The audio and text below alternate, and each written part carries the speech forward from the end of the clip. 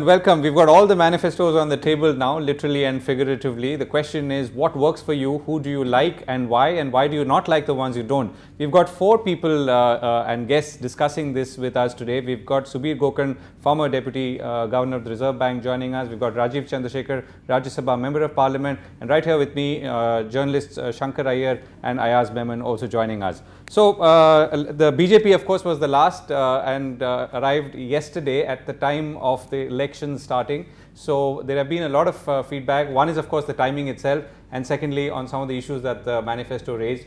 Comparatively, the CPI manifesto does not seem to have evoked that much discussion. The AAP manifesto, which came much earlier, has evoked some discussion, but clearly it's a challenger's manifesto, very little to go by from an execution point of view, because that's really ahead. So let's get some quick viewpoints here, and then we'll go to our 2 guests. Shankar, do you want to start off? Let's try and understand the themes, and the distilled themes that are emerging from the 3 manifestos that we've seen actively, and 4 if you would include the CPI. Well, the distilled theme is that we will live with entitlement, Raj, for some more time. Okay. All the parties. That's coming through from all. Yeah, it's coming through from all the manifestos. The other thing that if you look at, everybody is sort of paying obeisance to the growth story. And in different ways, people are talking about infrastructure as the critical issue. Right. And there is some focus, very interestingly, on skill development, higher education. So those are the areas where there's and in BJP's manifesto and Congress's manifesto, there is one interesting convergence about the need to urbanize. So while Congress clusters, 100 clusters cities. and 100 cities. Yeah. So it will be interesting how these things pan out.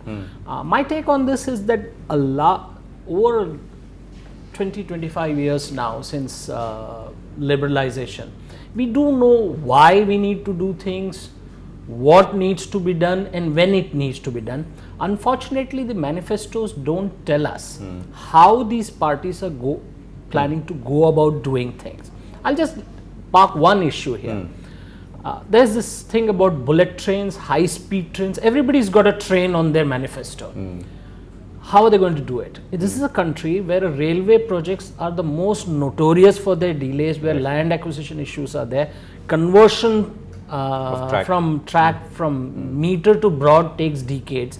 So a little explanation. I don't expect them to sort of write it down in the manifesto, but I think the leaders owe it to the voters to give them a sense of confidence. Yes, this can be done. So, okay, and you're saying as it gets more and more far-fetched, then it's only reasonable that there should be explanation. I ask a quick word if you want to get in before I go to Rajeev Chandrasekhar. Yeah, I think basically there's a muchness about all the manifestos. As Shankar mentioned, there's the growth story is something which has targeted at a very young, restless country. Lots of young people, restlessness there.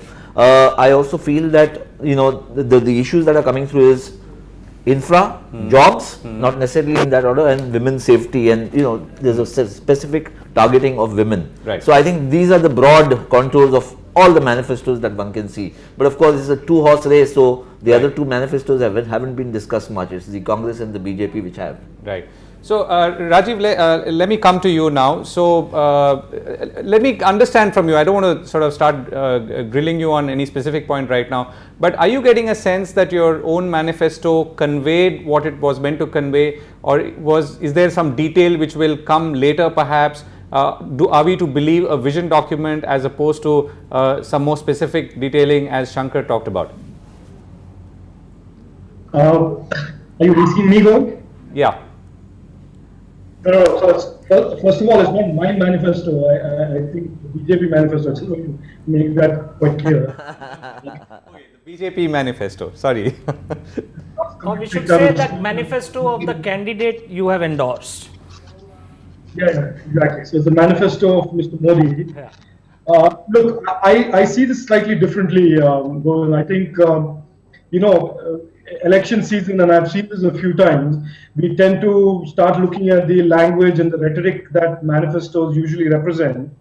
And I think in this election season, the focus is really about less to do with visioning and less to do with these little pies in the sky, and more to do with the ability of the people behind that statement to execute and deliver.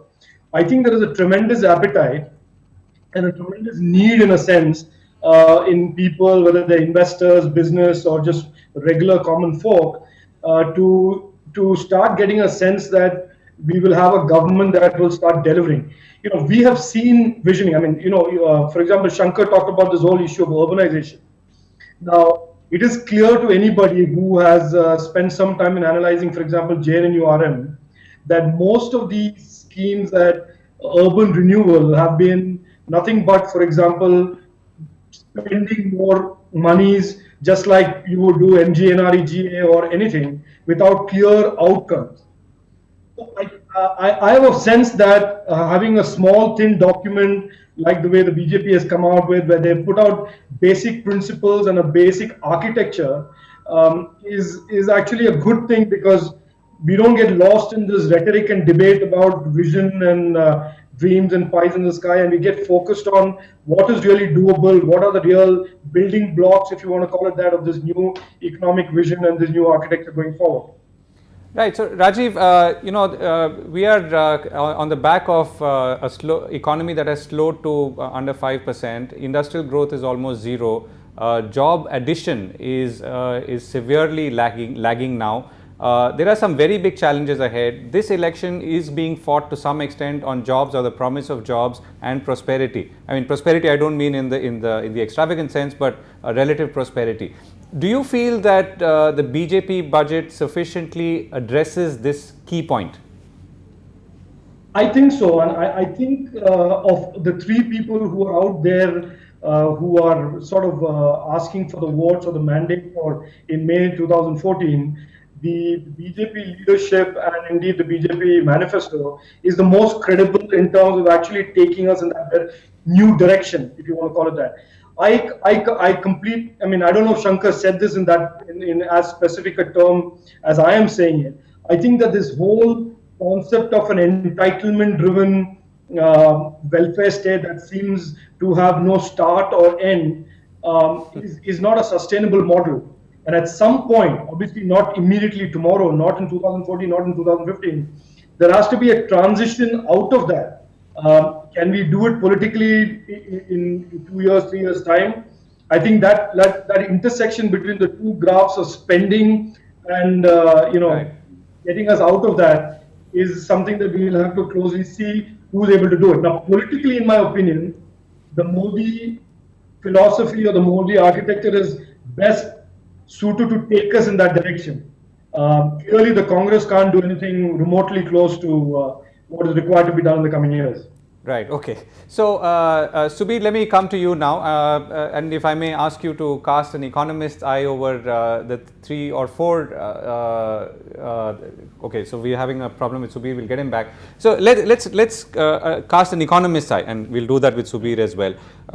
Key issues again, right? Jobs, industrial growth, linked to perhaps manufacturing or more manufacturing capacity, or even services. Some kind of substitution of what is happening on the agricultural front, as in terms of people at least who can get more jobs.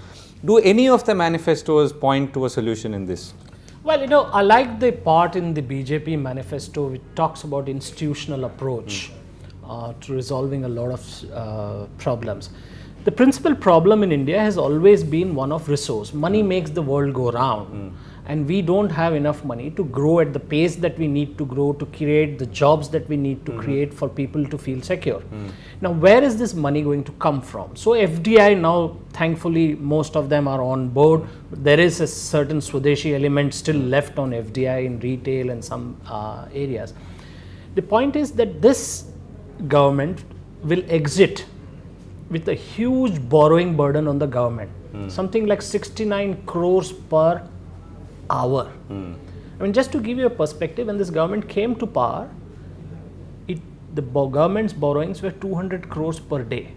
It is now in excess of 1600 crores per day. Now, that's the magnitude that has fueled inflation. So you have a fiscal headroom problem.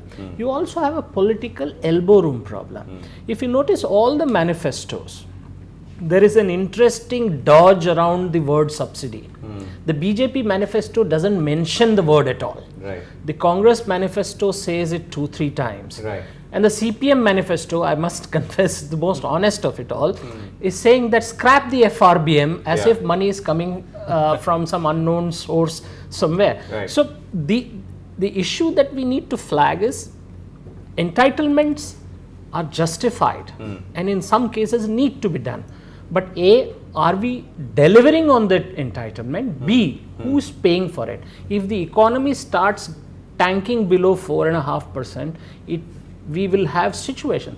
The other thing that manifestos are not talking about is this elephant in the room called the fuel subsidy regime. Yeah. You're talking about But is that 2 too lakh much of a crores. specific? No, it's 2 lakh crores. Now, this government in 2008 had a fiscal deficit of 3%. Yeah. The alibi is that we had to do a stimulus after the Lehman Brothers crisis. Fact is not necessarily fair. Fact is that only 1% of GDP was the stimulus. The rest was the loan waiver, Narega, and all the other spending. Right. Philosophically, we'll come to the letters of the letter of the manifestos in a bit. Are these giving you confidence that we are moving or about to move into another orbit? Well, I think there's been more discussion about the economy than ever before that I can remember, any election. So, that's clearly the shift in focus that one sees. How much of it can be achieved is obviously the issue, and how much of it is spelled out in the manifesto. I think where the Congress is concerned, they couldn't yank away everything that they've been doing for so many years without looking extremely silly. The benefits, the subsidies and stuff like that which they've been going, and a lot of their poll plank is hinged on that, They've been wanting to win votes on the benefits that they've given. They're hoping, a lot of people argue hoping against hope, that Narega and all of these will reap them some votes. Right. May or may not happen. But clearly the economy is something is that topmost, and at least thematically that seems to rise forth. So, Rajeev, let me come back to you. You talked about transitioning from a entitlement regime into something else. Now, the manifesto is not saying anything on that, and yet that's something that, as Shankar also pointed out, carefully avoided by all manifestos. So, shouldn't that be an area of concern for anyone looking at this whole thing from outside? Not outside the country, I mean, yeah. No, so and that's the point I'm making. I think let's be. We can afford to be more realistic than a pre-election document. The reality is that where we are today and where we want to go, there is a period that is going to be painful, that is going to be the transition period. Because this current economic model of spend, profligacy is not a sustainable model. And you don't have to be an economist to figure that one out. But the point I am making is that if and this is the thing that you will find in the manifesto, is that the role of government and the need for governance reform, in my opinion, the only one to actually capture that, and maybe we are not sensing this as important enough right now, to where we want to go, the fact that government and governance has to reform before we get there to a regime where we don't need to necessarily have these brute force entitlement programs, and rather have more directed, more outcome driven programs. Right. The big sort of elephant in the room in this one has always been the fact that government and vested interests don't permit that. Right. So let's, Rajeev, let me get a few questions in. So we've started getting a lot of questions in now, and I mean this is more of a social platform. So the first thing is BJP's manifesto. Anusha Iyengar asks, BJP's manifesto is focusing on Hindutva. So does it mean that they are neglecting other communities of our country? Second question, has BJP abandoned FDI in retail only because it opposed tooth and nail in Parliament, or are there any economic factors involved in it? Now, Govind, I have a problem in answering on behalf of the BJP because I really don't think I'm the best equipped to do that. Okay, fair enough. Yeah, so I don't know if I should be answering questions on Hindutva and stuff like that. I think that you really should be targeting people in BJP. Yeah. But FDI and retail, for example, I think what they are saying, and this came out included in the debate in Rajya Sabha, where I actually was in favor and the opposition was against, is that there are certain issues relating to the impact of FDI in retail, more to do with the issue of market power, more to do with the issue of consumer right, more to do with the issue of how it distorts conventional industry framework. The fact that none of these things have been debated and discussed about facts and evidence made clear, I think is a legitimate issue. Saying that we are in principle agreeable to FDI, but the impact of FDI on both consumer rights, market power, and market domination needs to be thought through and discussed before you let loose this kind of potential.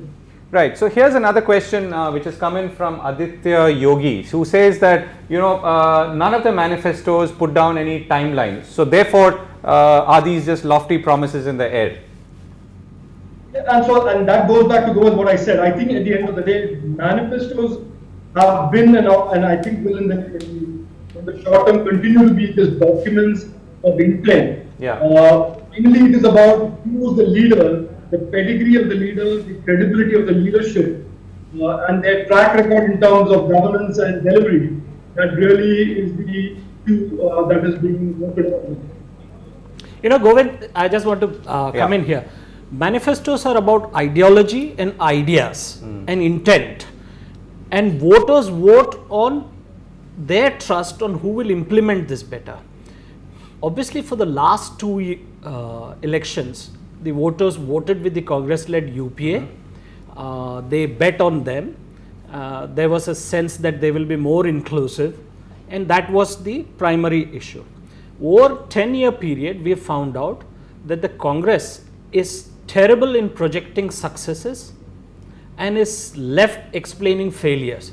The BJP, on the other hand, has mastered the art of projecting their successes and has rationalized all failures. So they have their own stories. If you come to the issue of, say, for instance, FDI in retail, what needs to be spelt out is there is a sequencing, there is a timing, at what level of manufacturing competency, market share in the world trade that we introduce these concepts. And so that is the discussion that will happen probably in the days ahead. But at the same time, the one question that they've all run away is, if you're against big retail, why you against only foreign retail and why not against Indian retail? Yeah. And that's a question that will pop up now and then. Obviously, the escape route there is that Indian corporates are not that big, and Indian corporates will source from Indian suppliers and stuff like that. Mr. Arvind Kejriwal to raise that issue very soon. No, and that really brings me to go ahead. I just wanted to kind of highlight one thing you asked about from the question there, that is it going back to Hindutva. I think in the manifestos of both the Congress and the BJP, you will find that despite the economy being the big thing, and they have actually tried to buy in the trust of their vote banks. Yeah. So and some of their own colleagues. Their colleagues. Yeah. So while it may come on page 41 of the BJP manifesto, this thing about the Ram Mandir, I think one can ask that why is it about reconstruction of the Ram Mandir when the matter is still sub judice, and why is it leaving out one community?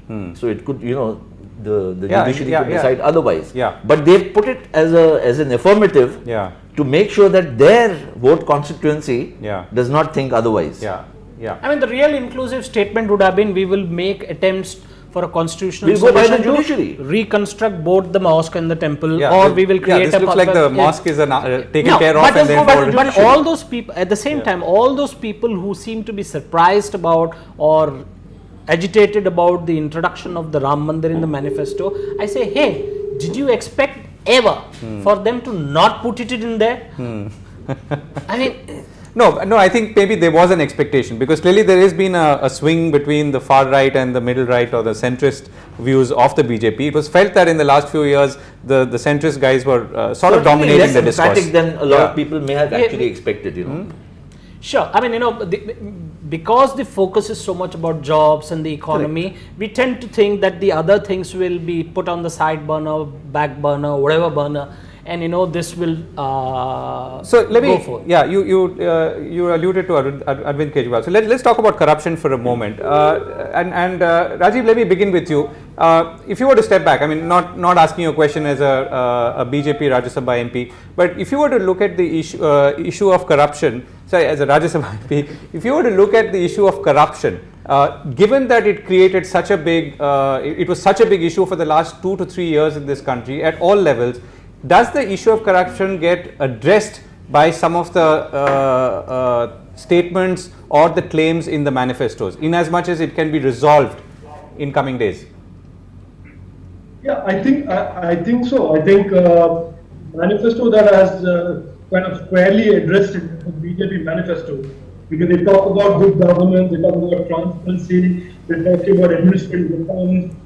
They have talked about the prime ministerial candidate has said repeated occasions no tolerance to corruption. So I think the fact that corruption is a top of the mind issue for India and the voter has been squarely addressed by the BJP.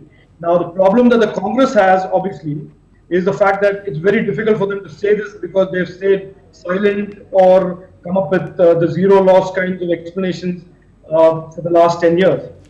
So there's very little they can say excepting to say we wanted to come up with legislation on whistleblowers bill or whatever it is.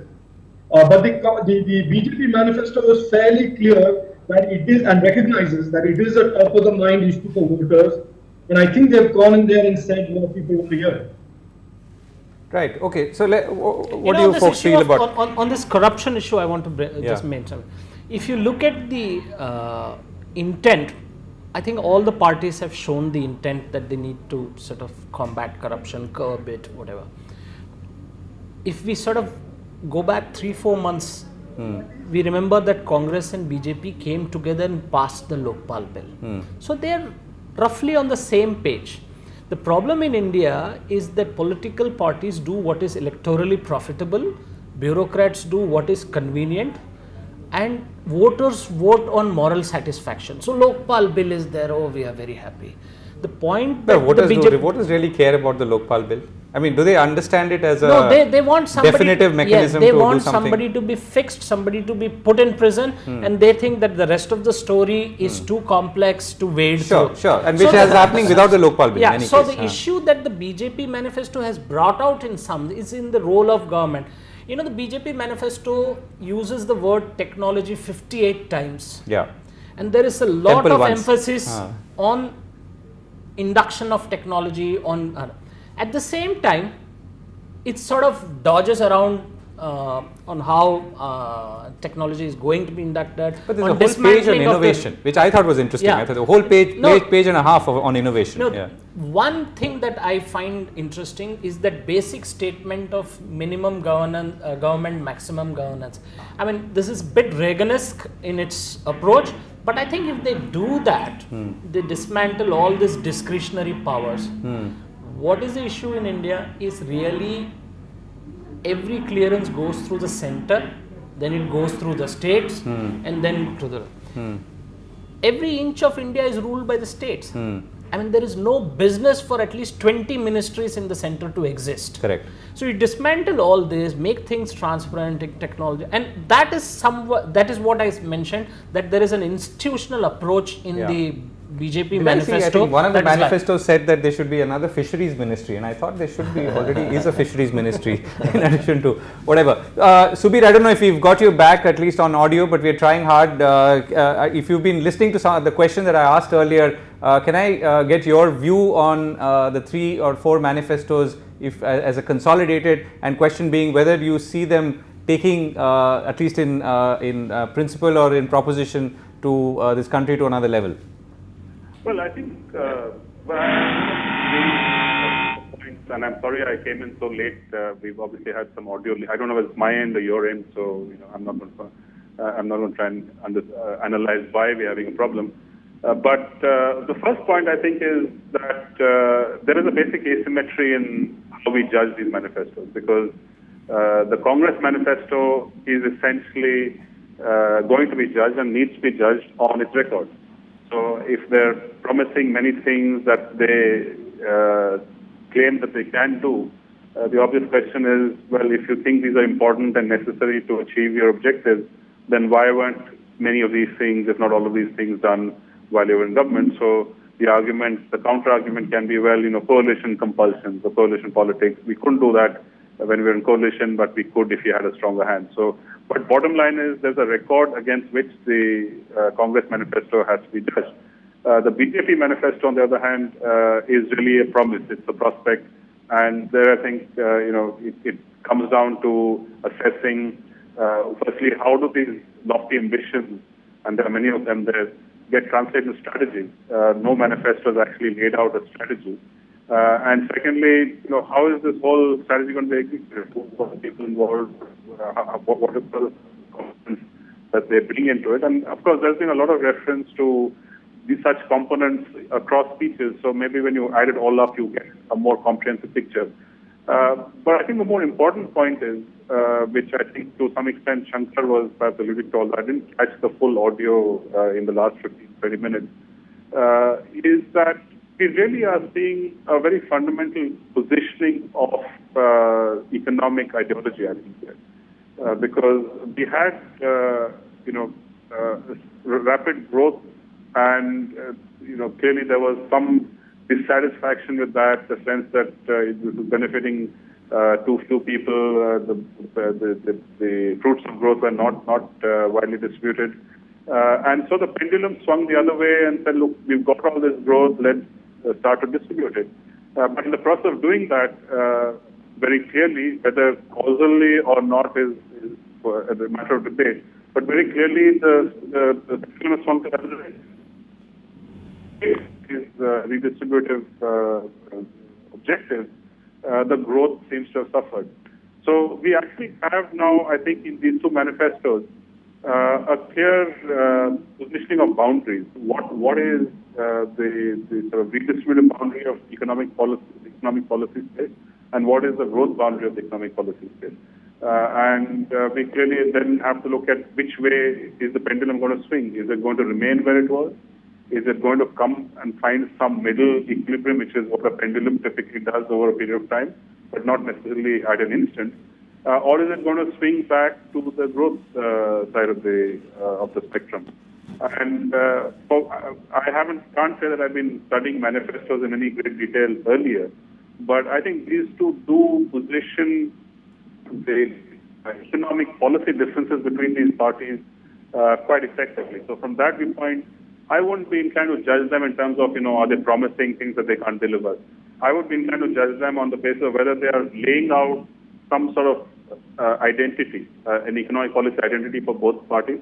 And I believe they are some distance towards achieving that goal. So that to me is an important development. Kind of head towards a conclusion. So, and Rajeev, let me begin with you. So, what's the one thing that you feel will matter most to voters in the 2014 Lok Sabha elections, which these manifestos may not have addressed, but will determine the way people vote or cast their votes on voting day, which is of course already begun? I have been arguing for this for a while, so I will stick to what I'm very passionate about. I think there is a need to reform the government, and I think if Mr. Modi gets a mandate, we will see a transformation of government and the whole relationship between government and the citizen in terms of a deep structural governance reforms. When Shankar talks about governance, and he refers to Jan Lokpal bill, that's not what I mean. I mean actually institutionally within the government, starting to reform them and to restructure them and move them away from the 60-year model to something more modern and nimble and responsive and transparent. So I think that will be a significant part of what we'll see. We will see a new relationship between government and citizen.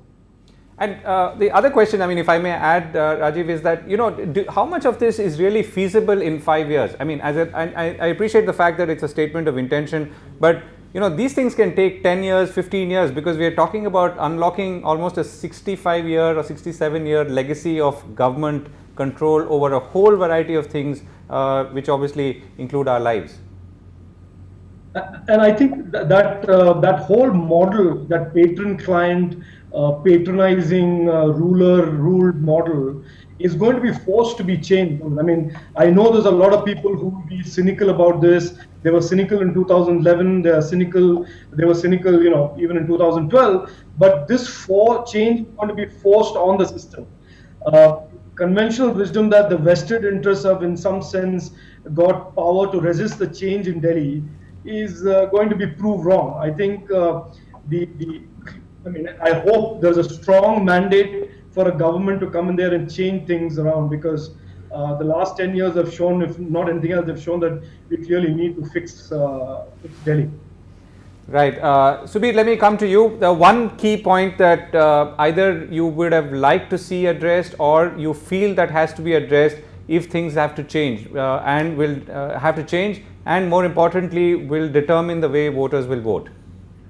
Well, I'm not sure that the manifestos in any case are going to shape the mass vote in any significant way. Obviously, there were different constituencies who will be either encouraged by certain things that each party has said or all the parties have said, and there are some constituencies who are going to be upset and deterred by what each manifesto said. But if taken as a whole, I doubt that the manifestos are going to do very much to add to the larger political communication and messaging that has been going on, either on the offensive side or the defensive side. But I think what is important is not so much what is in the manifestos as what happens when the new government takes office, because given the situation and given the developments of the last 2 years or so, there is, to my mind, a very, very similar situation to 1991. And the similarity doesn't necessarily lie in the fact that we need the same kinds of response, but in the fact that we need very quick and aggressive and almost sort of drastic reforms or drastic policy solutions to a bunch of problems. And the three that I have been focusing on in my communication in the last few months, I think we have a serious problem with food, both food inflation in particular, but that has several underlying causes which require policy responses. Both parties have made significant mention of agriculture, and both have offered sort of somewhat different solutions. On the Congress side, it's higher prices or sort of higher incomes for farmers. On the BJP side, among other things, there is the idea of commodity price stabilization. Now, whichever way you cut it and whatever you do, ultimately some significant impact on food productivity and cost of moving from farm to consumer. I think those are two immediate compulsions which policy has to address. The second is on infrastructure. We have a, by and large, broken PPP model. Our ability to bring private money into infrastructure now, I think, is severely constrained by virtue of the fact that all of the private investors, the developers, are struggling with project viability and execution. And I think that is really a huge setback, because if we need to catch up on the infrastructure gap, we are going to have to put in a lot of money, and it's not very clear where that money is going to come from. Certainly, the private sector is going to have great difficulty in getting it. And third is on employment. And we've been talking about poverty reduction and so on, which is all very well. But is this poverty reduction coming from the creation of sustainable jobs, sustainable employment? And I think we have serious problems with that. So I'd like to hear, people may not agree with my prioritization of issues, but I'd like to see everybody or all the people in the fray saying, look, here are my top 5 problems. Here is I don't have to have a strategy in place for everything at the same time, but at least the most important problems that I identify as coming in the way of growth, as coming in the way of macroeconomic stability, as coming in the way of national security. Here's what I think a solution is. Here's a strategy. I think we need to move from these generalities to priorities and focus and much more detailing, I think, even in the course of the debate, the election campaign. Right. Subir, Rajeev, let me quickly then get you back on this. I think Subir raised three very critical issues. He talked about food and food inflation, and inflation, I'm sure we all accept, has been one of the key reasons for the discontent in the cities, amongst the citizenry. The second is infrastructure, and linked to that, the whole breakdown of the PPP model, which of course sets us back in terms of a lot of the infrastructure projects. Plus, added to that is all the environmental clearances and all the other stumbling blocks at the federal level. And the third is employment. Do you feel that, I mean, in the BJP manifesto, since you've been referring to that, some of these possibly more operational sounding issues are being substantially addressed, or does the vision document allow sufficient power or empowerment for the resolution or the successful resolution of some of these issues, including sticky ones like the public-private partnerships? No, I don't think so. I don't think I think apart from saying that we believe that we need to focus on additional investment and we need more partnerships, I think they haven't specifically gone into the laundry list of the problems that have plagued the model so far. And you and I know the problem is really on how these projects are conceived, contracted, commercially contracted, and then regulated. That I think there needs to be a process of debate. This whole concept of cost-based regulation, which is plaguing either airports, hydrocarbon sector, that essentially means that the regulators are being outgunned by smarter investors and promoters. That I think will just need to be discussed out and transparently a new model evolved. I don't think this document, I mean, and like I said, I may be wrong, goes into the specifics of what is plaguing PPPs today. I think we all know that problem, that the model is fraud. There are fundamental structural flaws with it, both at the regulation level and both at the commercial contracting level. So I think this will just need to get discussed and new models arrived at. Right. Right, Rajeev, thanks for that. Shankar, in some ways we've come back to the beginning, right? We said that, as you said, that, we know what is wrong, we know how it can be fixed. The question is, or the question that we're all asking is, do we have enough guidance from these manifestos to see whether it can be done and when it can be done? Two things that I want to sort of park here. The reason why Narendra Modi is so attractive, seductive, is also because of the failure of the Congress. Sure. So here's the issue. If we need to move away from this whole nanny state concept, then we need to dismantle the process of decision making and make it much more leaner and meaner. And the first step towards that, I think, would be for the parties to promise an outcome budget. At the end of the 11th month, you tell the people, here's the money we had. What I want to know as a taxpayer, where did my money go? Did it fix some sanitation problem? Did it fix some power problem? And the moment you do that, you raise the bar for the governments to deliver. As of now, the voting will happen not on the detailing of the manifestos, but on the very simple intuitive promise versus performance thing. And so if you look at the BJP manifesto, on the cover page there is this picture of Modi. The BJP's big idea in their manifesto is Narendra Modi, and Narendra Modi's big idea is Narendra Modi. What's the one thing you want to see, Ayaz, in the... No, I'll tell you what, I'll tell you where I think how the voting is going to happen. I agree with Shankar here. Look, at the end of the day, this is an election about Modi or not about Modi. The extent to which it may pan out in his favor or not in his favor, we'll have to wait and see. Sure. But the fact is that on the first day of the voting, the manifesto wasn't out. The BJP manifesto wasn't out, and there was 75% voting in Assam in the first 5 seats that they've contested. So the manifesto hasn't meant anything to those guys. I think even in the campaign trail, if you see what the leaders have been talking and stuff, it's not about manifesto. It's not about manifesto. I think it's largely about local issues, and also now about a personality, at least as far as the BJP is concerned, and therefore everybody else has rallied around against that personality, hoping that maybe he will not win favor with the voters, but the opinions polls seem to Right. suggest that that seems to be a losing battle. We'll have to wait and see. May 16th will tell us what's happened. You know, the contest is Last really word, Shankar, huh? contest is really between those who believe there has been a collapse of order and those who believe that we are like this only. And those who believe there's been a collapse of order want somebody to come, own up responsibility and say, okay, hey, I'm here, I'm going to be accountable, and it's kind of main hoon na kind of thing. So if people believe that this is going to be again an aggregation of local incumbencies, then you may see a different kind of story playing out. Right. So thank you very much, gentlemen. Subir Gokarn, Rajeev Chandrasekhar, Ayaz Memon and Shankar Iyer. We've tried to look at the manifestos in toto and try to see what's coming out of it and whether there's enough in it to take not just these elections but even this country forward. I hope we've tried to answer that question. Thank you very much. We're going to be back on the India Hangout. Thanks for watching.